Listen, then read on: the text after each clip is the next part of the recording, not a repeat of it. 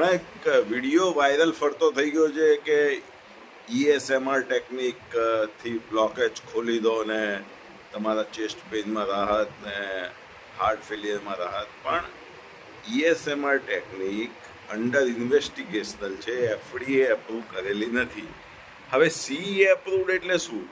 કે CE approved એટલે કે મેન્યુફેક્ચરર જે મશીન બનાવે છે તેણે ઓથોરિટી લીધી છે કે આ ટેકનિક સેફ છે. હજુ તે FDAના પેરામીટરમાંથી પાસ નથી થઈ.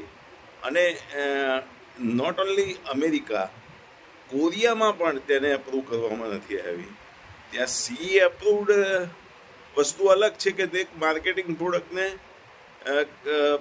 જે મેન્યુફેક્ચરર રિસ્પોન્સિબિલિટી લે, પણ એને એપ્રુવલ નથી. ઇન્વેસ્ટિગેશનલ ન્યૂ ટ્રીટમેન્ટ તરીકે છે કે જે એન્જિયોજિનેસિસ કરે. જ્યારે ECP એ FDA એપ્રુવલ છે ત્યારે 1995માં એન્જાઇના માટે, 2005માં હાર્ટ ફેલિયર માટે. એટલે FDA એપ્રુવલ પ્રોડક્ટ તમને ડેમેજ ન કરે, એક્સટર્નલી તમારે ગ્રોથ ફેક્ટર સિક્રેટ કરીને તમારી એન્જિયોજિનેસિસ કરે, નવી વેસલ્સ બનાવે અને બ્લડ સપ્લાય આજુબાજુ આખા હાર્ટમાં વધારે, મલ્ટિપલ વેસલ્સનું રીરૂટિંગ થાય, નવી ડેવલપ થાય વેસલ્સ, બ્લોકવાળી વેસલ્સ પ્રેશરથી ખુલે.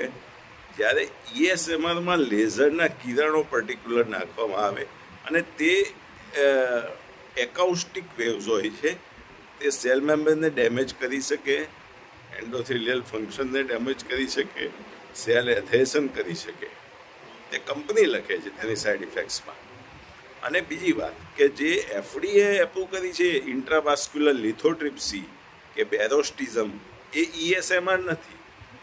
એટલે ESMR પદ્ધતિ ઇન્વેસ્ટિગેશનલ છે, તમે લઈ શકો તમારે લેવી હોય તો. પણ આ એક જણાવવાની એઝ અ કાર્ડિયોલોજિસ્ટ અને ECP સ્પેશિયાલિસ્ટ મારી ફરજ છે, એટલે મેં આ વિડીયો બનાવ્યો છે.